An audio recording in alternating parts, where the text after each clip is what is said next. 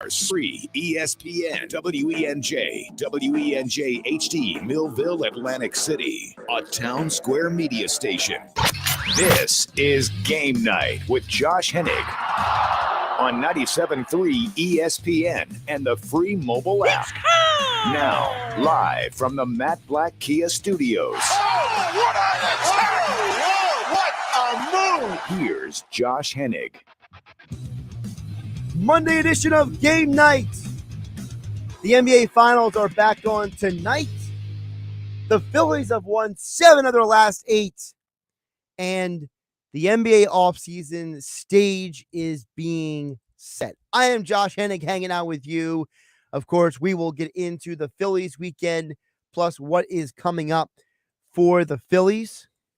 NBA Finals could be closed out tonight. The Nuggets have a 3-1 series lead. We will see if they can finish the job off tonight. Coverage begins at 7:30 here on 97.3 ESPN.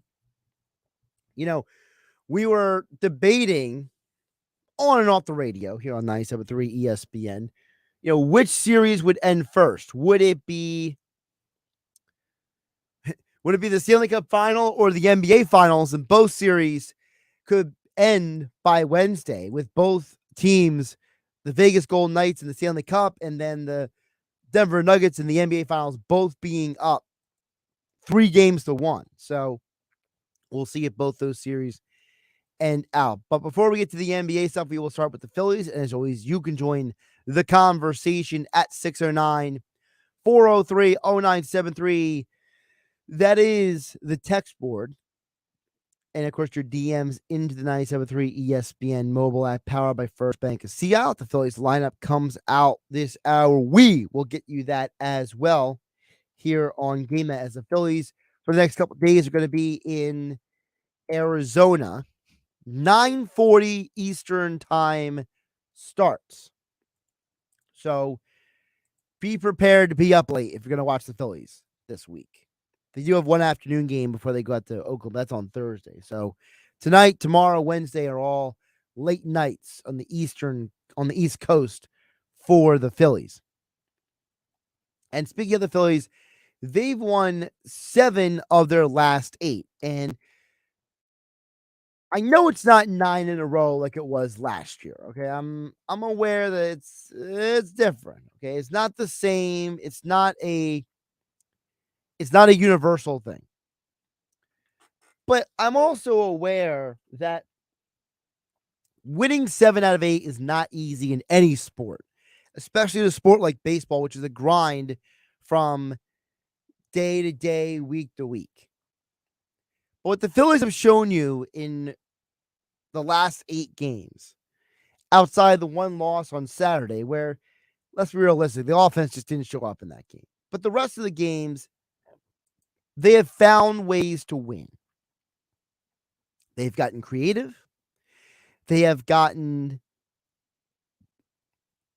they have gotten production from different players.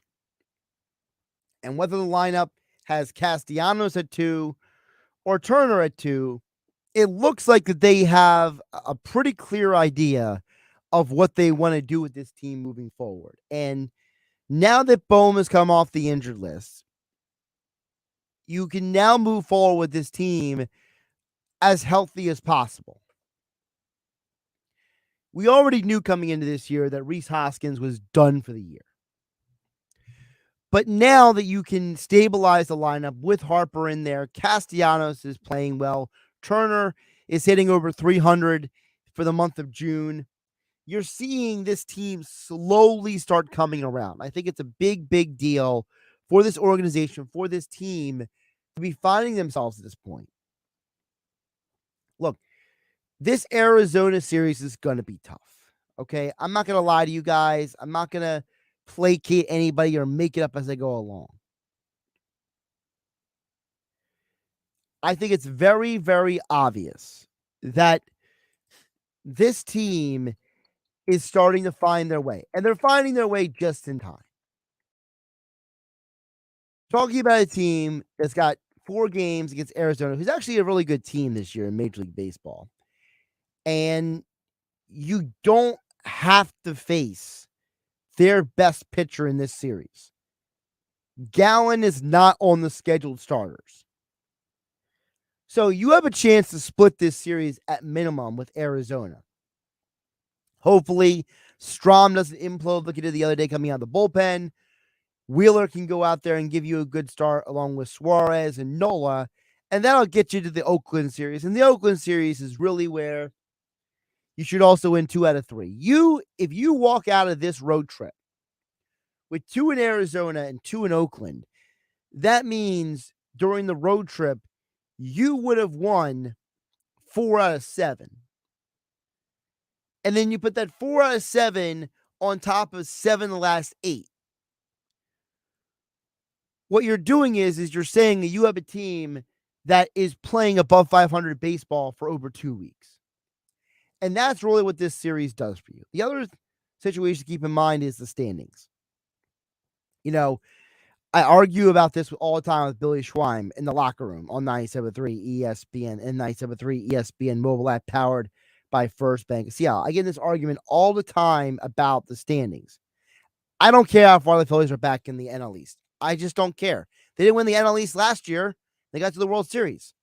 Let the Braves run away with the division, okay? We know who this team is. This team was not going to win the division this year. They're a wild card entry. And baseball, okay, this is not the 1980s anymore, folks. The 93 Phillies, nope. Multiple teams make the postseason. You got to treat the standings like you would with the NFL or with the NBA. The idea that it doesn't matter how you get into the postseason, it matters that you get in. Teams don't have to win their divisions anymore to make a playoff run. And for the Phillies to be 1.5 games out of the final wild card spot tells you that this team pretty much is in the thick of it. And like I said, it doesn't matter if they win the division or not. Being 8 games behind the Braves means nothing to me. What's important is that right now, the top 3 teams in the wild card are the Dodgers, the Marlins, and the Brewers. The problem is with those teams ahead of you is that the Marlins and the Brewers are in a similar situation the Phillies are. All 3 of those teams have something in common. All 3 of those teams have a negative run differential, which means that they've allowed more runs than they've scored this year. And all 3 of those teams have been poor road teams. All 3 of those teams are either at 500 or under 500 on the road this year. Now, of the wild card teams, yes, the Phillies have the worst road record of the wild card teams, but still, they have a very good home record. It's actually better than the Brewers this year. It's better than the Giants, their home record, and it's almost the same as the Dodgers. So the Phillies' home cooking has helped them a lot, despite the fact the pitch clock is a little too fast. That article in The Athletic is absolutely hilarious. Like the way that they, the way they're having to go about it is just bizarre. But I digress. The difference between the Marlins, the Brewers, and the Phillies is not a lot. So the fact that the Phillies are 1 game under 500, they're 1.5 games behind the Brewers for the final spot.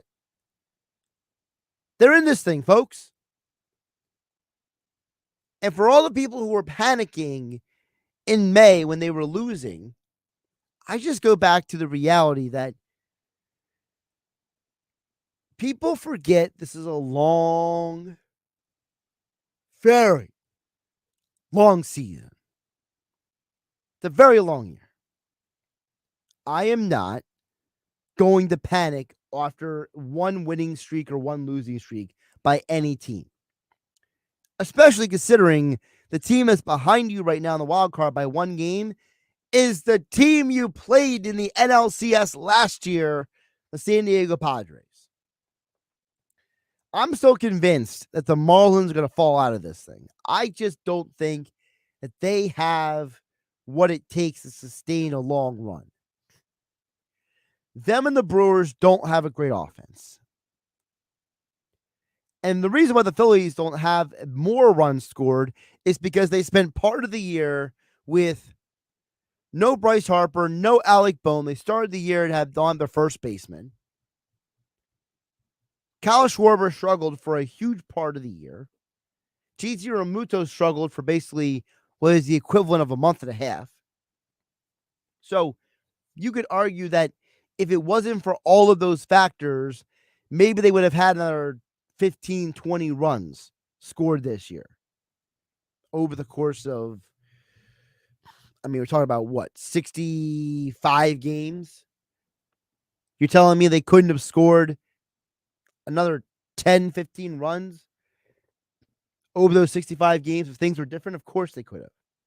So I got faith in this Phillies team. I have faith that they're going to find a way to keep putting themselves in a position to the postseason. Now, it doesn't mean they don't have flaws. Doesn't mean they have weaknesses. They have a major flaw, which is their pitching staff. To me, if you're depending on Nola, Wheeler, Walker, and Suarez to take you back to the World Series, I think you're hoping for the wrong thing. I just don't think you can catch lightning in a bottle like that 2 times. I do think that the offense is starting to hit again. And you've seen that over this 7 of 8 games of won, they have scored at least 4 runs in more than half of those games. It's really only the 1-0 game against Detroit, the 3-2 game that they won, and then the game they lost to the Dodgers. Those are the games that haven't scored at least 4 runs. Every other game that they're giving you runs. So their offense is there. Their offense is legitimate. I think it's very fair to point to the offense, say it's coming around. But the pitching staff is going to be the problem. Now, do we believe and agree that Dave Dombrowski will address it? Yes. But as I told Mike Gill here on the Sports Bash on 97.3, I told Mike Gill before that if I'm the Phillies, I take one of their prospects and I go out and get a big name pitcher. I think it's very, very, very fair to walk into this trade deadline, have a specific priority, a highlight, circle it 20 times need. Not that they don't need other parts. Their depth is very sketchy in terms of their entire roster. But to me, the starting pitching has to be number one. Nothing else matches up. And if I got to trade a Mitch McGarry or a Mick Abel or one of those guys to get that pitching, I'm going to do it. Because the problem with the Phillies is they have almost nobody in the minor leagues that can come up and support them. You know, the Dodgers are a completely different team. You just saw Bobby Miller on Saturday. And even though Bobby Miller's name sounds like he's probably like a guy in the X Games who's like hitting the vert, he's actually a really good pitcher. And you saw it on Saturday. That's the luxury team like the Dodgers have. Team like the Dodgers can go out there and say, "Dad, we got a guy in the minor leagues. Bring him up. Bring them all up." The Phillies' development is behind most of the teams. That is the biggest problem they have in this wild card race. The biggest problem that they have is that almost every team in the wild card race has a ready-made minor league system. The Dodgers, the Giants, the Padres, they all have a minor league system that they can call dudes up and they're ready to go. The Marlins always seem to have about 20 guys in the minor leagues that can play for any team. Brewers, they're kind of in the same boat as the Phillies. They don't have as much great talent in the minor leagues. But the truth is that the Phillies don't have the ability to say, hey, we got all these pitchers who can come up right now and pitch. Hey, we have these hitters who can come up right now and hit. They don't have that luxury. So if I'm the Phillies, I'm trading one of these pitchers, these young pitchers, because you know what? I remember when the Phillies were going to World Series, they traded prospects away for Cliff Lee. They traded prospects away for Roy Halladay. They weren't sitting there holding on for dear life to these uncut gems, hoping that they come up and become something. There's no guarantee that Andrew Painter or Mick Abel or Mitch McGarry are going to be anything. I can't depend on Aaron Nola eventually showing up again this year. I can't hope that Zach Wheeler is going to be perfect all year. I have to be proactive. And part of being proactive means if you're the Phillies, you got to go get pitching. And your minor league future, I don't care. Because unless the guys who are in the minor leagues right now can come up right now and make a major impact, what am I holding on to them for? For when the day comes, they might be able to be ready?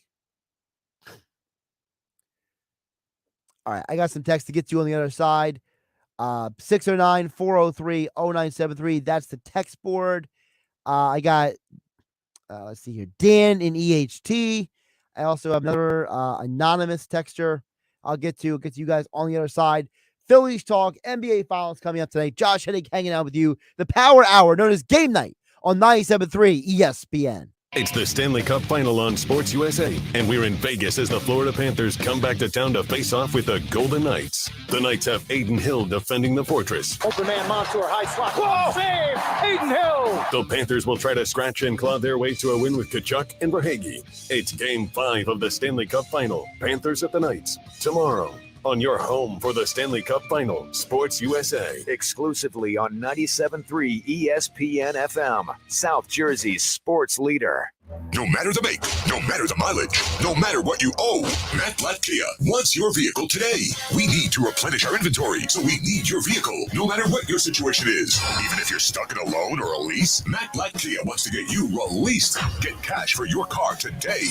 Even if you don't buy a car from us and don't pay high interest rates, get to Matt Blatt Kia and drive home a brand new Kia with super low APR financing and 0 down payment on every new Kia in stock. Plus, with Matt Blatt Kia's certified lenders, we finance your future, not your past. Even first-time buyers can drive with peace of mind with our exclusive 4-day love it or leave it return policy. So bring any trade during Kia's summer sales event. It's gotta be a Matt Blatt Kia. With approved credit, not all will qualify. Go to mattblattkia.com for complete details or 888-505-6670. Price includes all costs to be paid by consumer, except for licensing, registration, and taxes. Expires 7/5/23. Matt Blatt Kia, 6211 Black Horse Pike, Egg Harbor Township, and now on Route 37 in Toms River.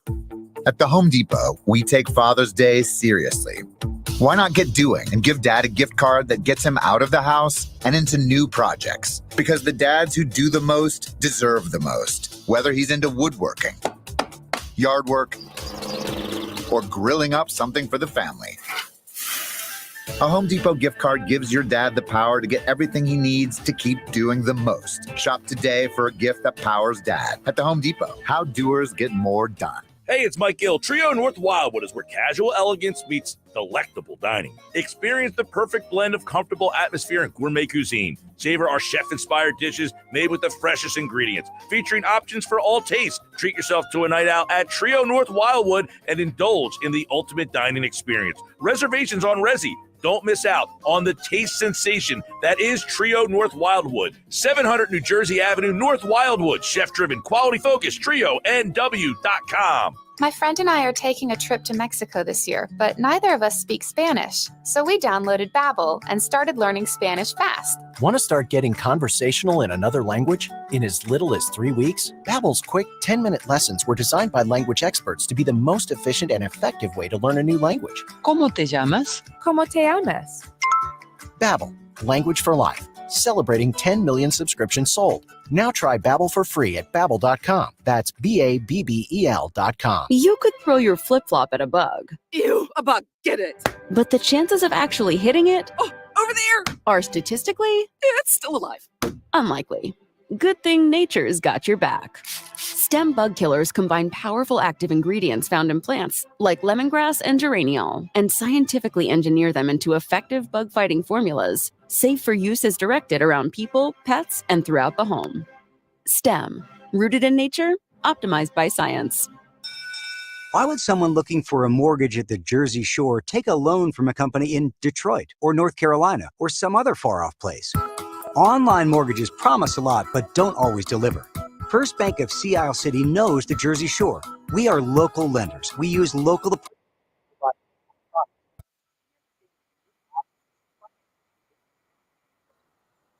banking is better. First Bank of Sea Isle City. Member FDIC, equal housing lender. You're listening to Game Night with Josh Hennig on 97.3 ESPN and the free mobile app. Game Night being brought to you by Jenkins and Sons. One call does it all. No need to call the drain guy, the heater guy, or the plumbing guy because Jenkins has got you covered. Listen, it just hit this week. It's the first week it feels like summer. Are you sure your air conditioning unit is ready for the summer heat? I know for me, it was a surprise when it went from being basically what it felt like was the upper 50s on Saturday night to the mid upper 80s on Sunday. If you're not ready for the summer heat, or you need a leak repair, drain cleaning, hot water heater, whatever you need, no need to call the drain guy, the heater guy, or the plumbing guy. Just call 609-641-6440 and visit them online at jenkinsandsons.com. All right, let's get to your messages coming up here on Game Night on 97.3 ESPN. Hanging out with you for the Power Hour. We'll get to Steve and Ventnor and Tom and Margaret in just a minute. But first message came in was from Dan in EHT at 609-403-0973. Dan says Phillies starting pitchers are so inconsistent you can't count on anybody with the exception of Suarez maybe. Last year, Wheeler was a lock all year, not so much this year. From Dan and EHT. Dan, you're right. The inconsistency is very frustrating. This has become a team of Jekyll and Hyde performances. And there's a huge difference between saying, hey, like, back in the day, every pitching staff on a winning team was built on the idea that your starter could be, I'm just throwing out a number. Your starting pitcher could go out there, and if you were on like a really good team, your ace would be like 19-9. Your number 2 pitcher would be like 16 maybe 10. Your number 3 pitcher would be 14-10, and your number 4 pitcher could be like 12-8. And you usually had a pretty good staff, right? You don't get that vibe with this Phillies team this year. It does feel like there's a lot more trepidation. Like, you go back to the Phillies teams of yesteryear that had success. Whether it was Cole Hamels in 2008, whether it was Roy Halladay in 2009 or 2010, whether it was, guys like Tommy Green and Kurt Schilling in 93, whether it was Steve Carlton in 1980, the Phillies usually had a guy that you could point to and be like, that guy is the man. Dan EHC's right. There's a part of you that looks at the Phillies rotation and you just have questions. You just wonder, is today going to be the day that Aaron Nola shows up or not? Today is the day that Zach Wheeler is going to be the Zach Wheeler we could think he is. I talked to you guys previously about, my concern with Zach Wheeler is his age. And I'm not saying he's a bad pitcher or he can't pitch anymore, but he's 33 years old. He's actually your oldest starting pitcher at this point. How confident are we that Zach Wheeler is going to be that guy for years to come. Could he reinvent himself? Of course. Could he find his way back? Absolutely. But when your quote-unquote ace pitcher has a 3.91 ERA, it's got to make you a little concerned. And then Aaron Nola, if you take the ERA out of the conversation, I have a larger problem. And Mike Gill mentioned this a little bit earlier on the Sports Bash today on 973 ESPN, that Nola's command has been problematic. And to me, it's more than just the 23 walks. It's the 84 strikeouts and 88 innings pitched. Historically, Nola has been a guy who's gotten a good amount of swings and misses. You look at Aaron Nola's last couple of years, 29 walks, 39 walks, 23 walks. He has 23 already this year. He is already on pace to have the most walks he's had in a season since 2019. And that was the year he led all of baseball and batters faced. That means he faced more batters and started more games than anyone else in the National League that year. So it kind of makes sense that you had 80 walks because maybe you're facing that many players. Maybe you're elongating games, right? Well, he leads the National League in innings pitched this year. But unlike past years, he doesn't have more strikeouts than innings. In fact, Aaron Nola has had more strikeouts than innings pitched in every year of his career that he's pitched a full season. The last time he did not have that was when he came up as a 22-year-old and only started 13 games. So is Aaron Nola getting old? And that's why I'm saying, do you have to bite the bullet and make a trade?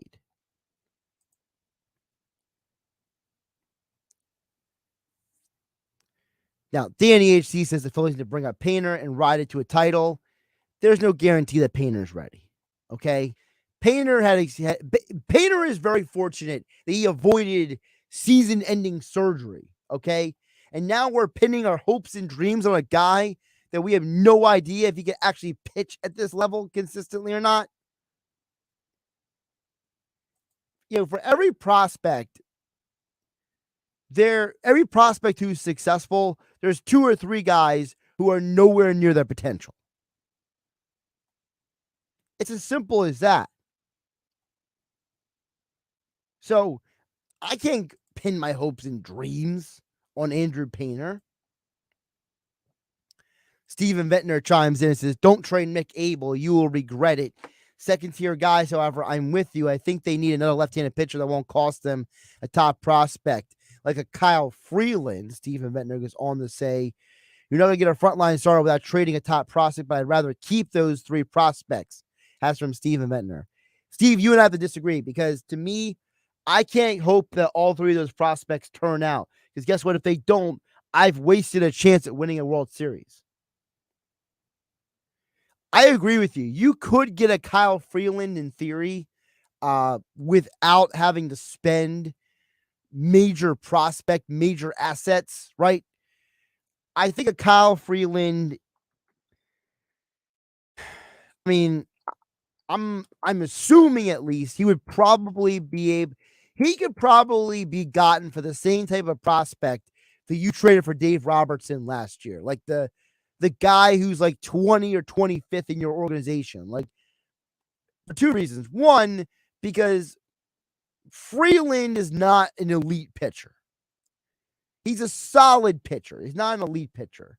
You know, Freeland is definitely not my kind of pitcher. I am not a fan of guys who have less strikeouts than innings pitched. And Freeland is that to a T.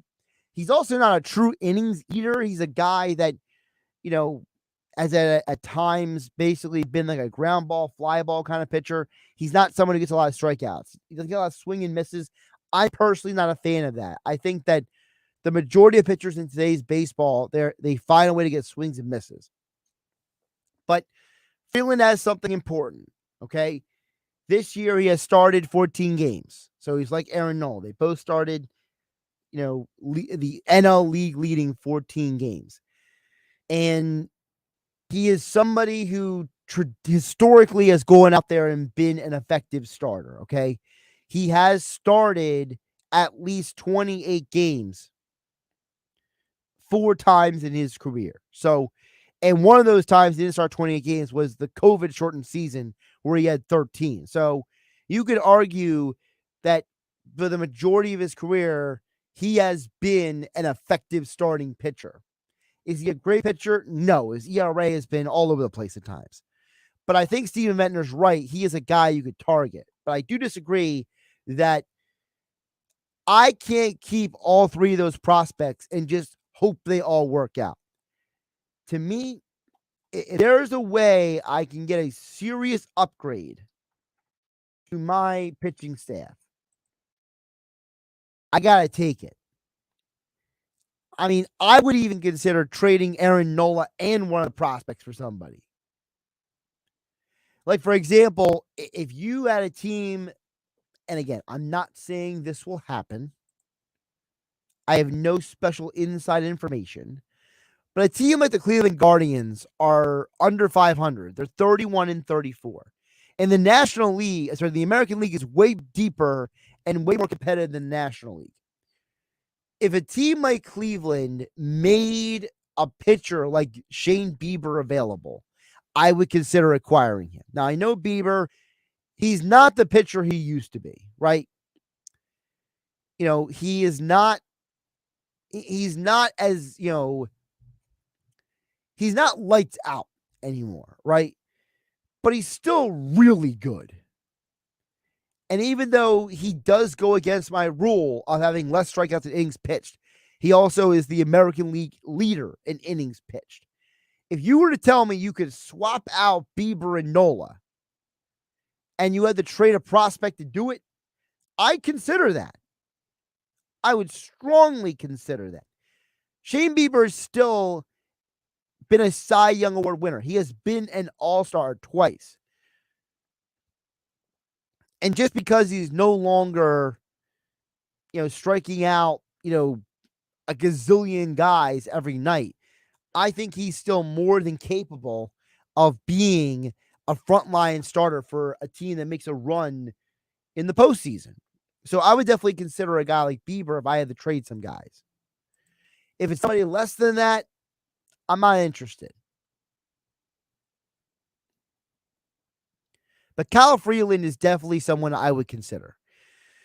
If you told me that you got Kyle Freeland and you had to give up, let's say, number 27 prospect in the Phillies organization, I don't even know who that guy is on top of my head, but if you got you had to give up a major prospect to get him, I'd be more than happy with that, because I think Freeland is a guy who has shown you that for the majority of his career, he has gone out there and given you starts.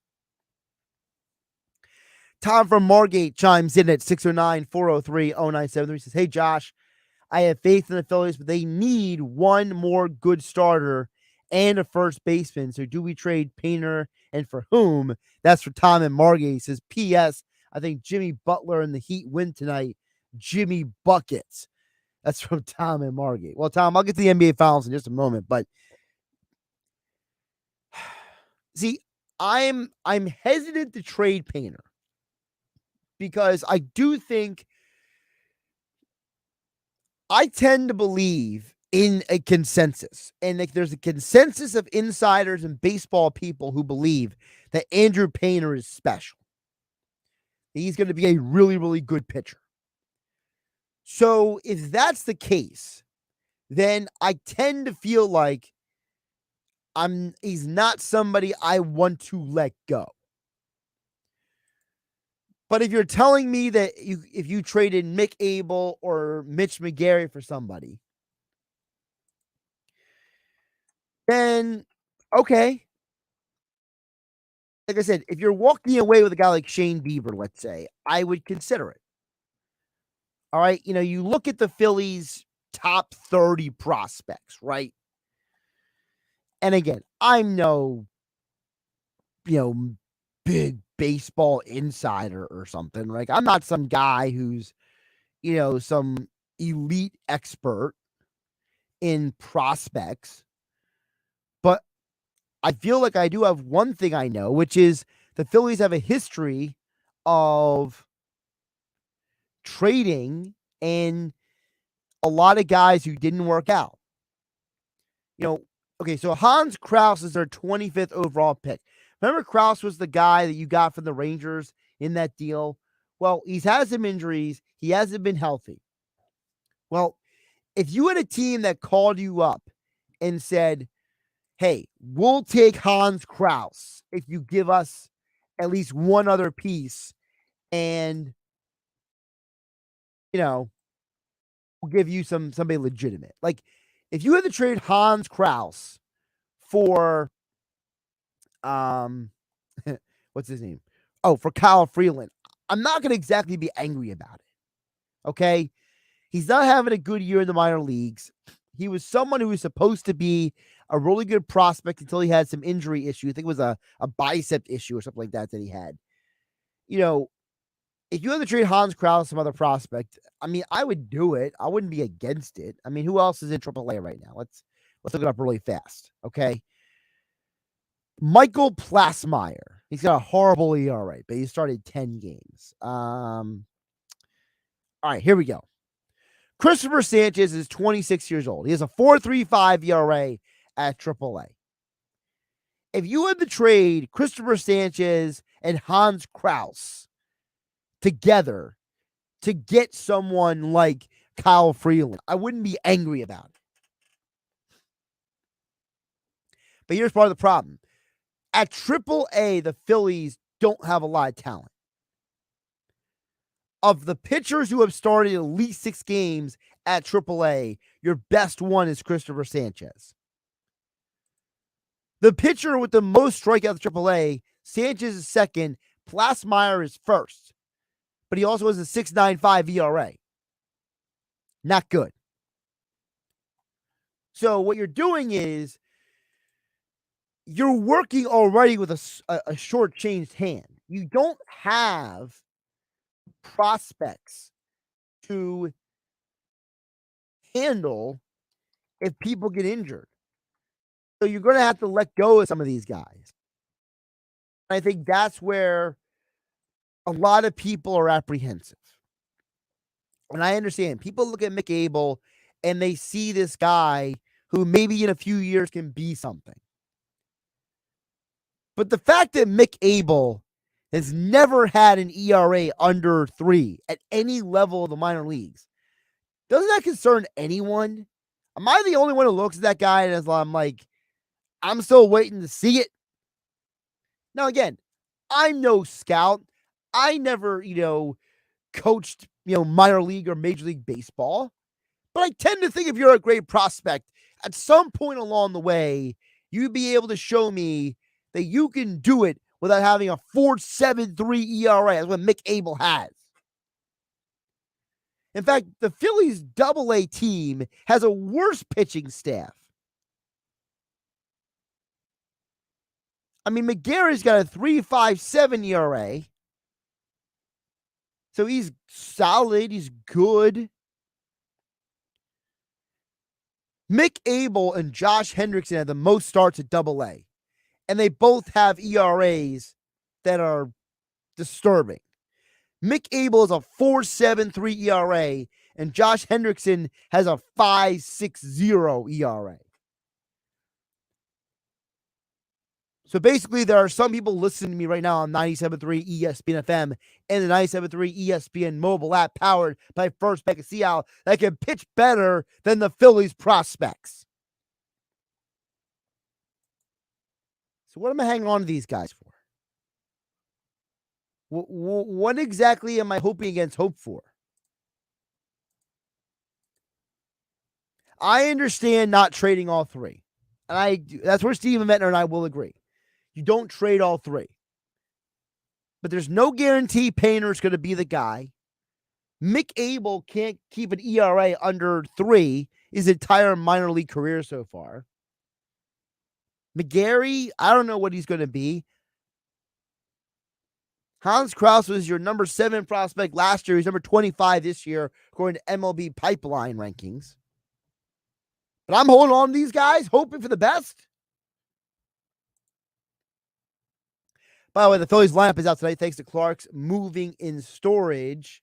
Clark's Moving in Storage sponsors the Phillies lineup each day here on 97.3 ESPN. Your lineup for tonight is Kyle Schwarber, Trey Turner, Nick Castellanos, Bryce Harper, JT Realmuto, Alec Boehm, Josh Harrison at second base, Edmundo Sosa at third base, and Dalton Guthrie in center field. Phillies going against a left-hander for the Diamondbacks. We'll give you a little more information on that, but they're going to a right-handed heavy lineup. The only lefties in the lineup tonight are Schwarber, Harper, and that is it. Phillies got a bullpen game tonight. We'll see how many innings Strom can go. Strom really made me mad the other day. He came into that game. I thought he was going to have a good outing to get him ready for the next start, and he just gave up home runs. It was just ridiculous. What was it? Freddie Freeman and Mookie Betts. I understand the two of the best hitters in all of baseball, but come on, Strom. I need better from you tonight. Josh Hennig here hanging out with you on Game Night, 97.3 ESPN FM and 97.3 ESPN mobile app powered by First Bank of Sea Isle. The NBA Finals continue on ESPN Radio. Bruce Brown, 4-3, it's good. What a night for Bruce Brown in Game 4. The Nuggets return to Denver. One win from their first NBA championship. Can the Heat survive a must-win Game 5? The Finals, Game 5 of the Nuggets and Heat, presented by Indeed. Coverage begins tonight at 7:30 Eastern on ESPN Radio. Listen to the NBA Finals exclusively on 97.3 ESPN. Texting privacy policy and terms and conditions posted at textplan.us. Texting enrolls for recurring automated text marketing messages. Message and data rates may apply. Reply stop to opt out. Go to nomoredraftywindows.com for full offer details. Attention all homeowners. Do you know when to replace your windows? Feeling too hot or cold? It's time to replace. Fog between the glass. Time to replace. Spending too much on expensive energy that literally goes out the window? It's definitely time to replace. If you've put off replacing windows in your home because it's too expensive, here's great news. You can now get a free in-home window consultation and free price quote from Renewal by Andersen, the company with the most 5-star reviews among leading full-service window replacement companies. And right now, you can save $359 off every window and $887 off every door. Just text PLACE to 200-300 for your free consultation on top-quality affordable windows or patio doors for $0 down, 0 payments, and 0 interest for a year. That's right. You don't pay a dime for an entire year. Plus, save $359 off every window and $887 off every door. But hurry, these big dollar savings end this month. Text PLACE to 200-300 right now. Text the word PLACE to 200-300. Don't wait. Text PLACE to 200-300. Wendy's Strawberry Frosty is back for the summer. Because if it's summertime, it's Frosty time. Beach time, Frosty time. Tea time, Frosty time. Me time, Frosty time. Treat yourself to Wendy's Strawberry Frosty this summer and make time for Frosty time. Choose wisely. Choose Wendy's. Now open till midnight or later. Limited time only. Participating U.S. Wendy's. Hours may vary. Why would someone looking for a mortgage at the Jersey Shore take a loan from a company in Detroit or North Carolina or some other far-off place?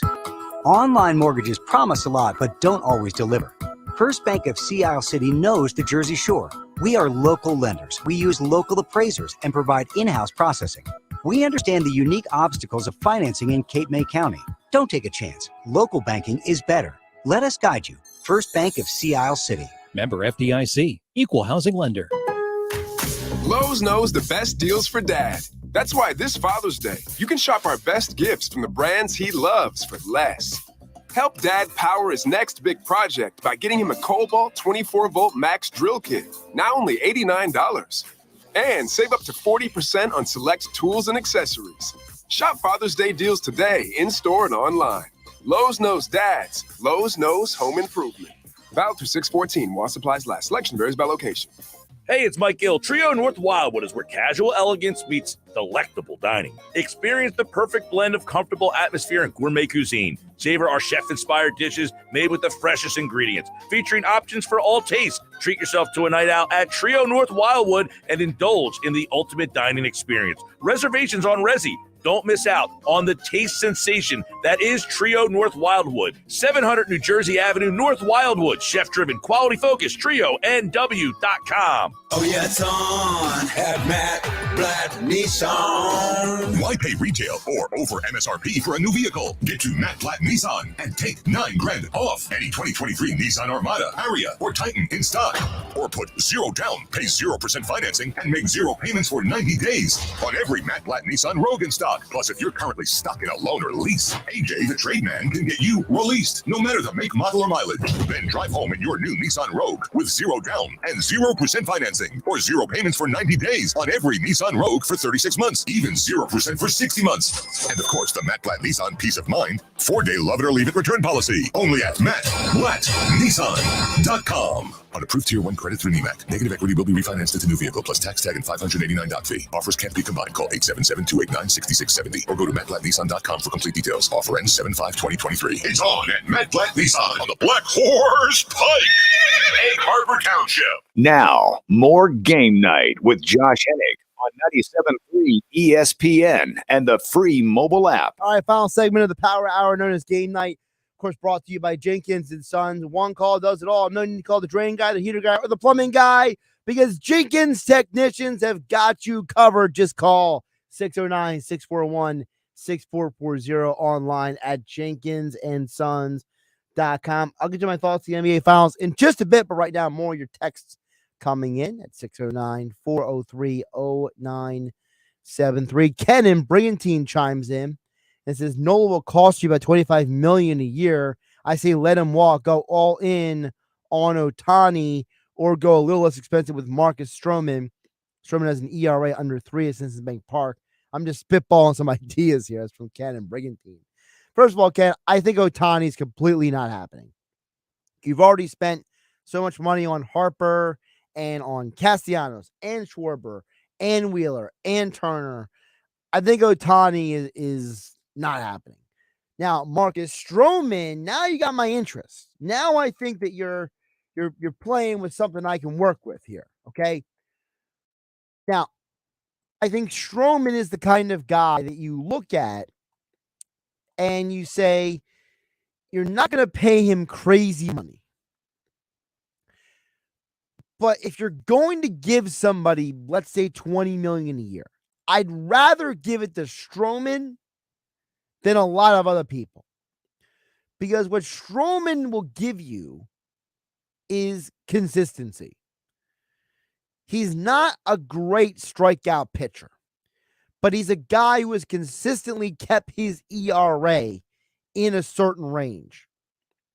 Look, from 2017 to now, he has only had one season with a high ERA. Outside of that 2018 season, where he only started 19 games because of injury, and he had a 5.5 ERA. Every other year from 2017 to now, here's his ERA, 3.09. Next year, 3.22, then 2.96, then 3.77, then 3.02, then 3.50. This year, 2.42. That's a track record I can work with. That is a pattern. And listen, a lot of people were critical of him when he opted out for the COVID year because he didn't want to play during the COVID year of 2020. He had his personal reasons. You could argue that him doing that may have saved wear and tear on his arm. He may have extended his career by not having that year of having extra strain on his arm. And he's probably going to be an all-star this year for a team that is basically going nowhere. The Cubs are going nowhere. And you look at the Cubs roster, you realize that they are in a serious year of transition. That's what that team is. That team is a team that they have some nice prospects who are kind of still finding their way. You know, your Patrick Wisdoms, your Christopher was it Morel? I know they're saying Dansby Swanson, but he hasn't been that great this year. Ian Happ's a good, not great player. Their pitching staff's okay. It's not great. How much you go trade for Stroman? Don't wait till the offseason. Ken Brigantine, trade for that guy. If you told me you had to give up McGarry, Krause, and somebody else to get Stroman, I'm doing it. I'm making that trade. Jeff in Ocean City chimes in and says, will the Phillies get a split with Arizona?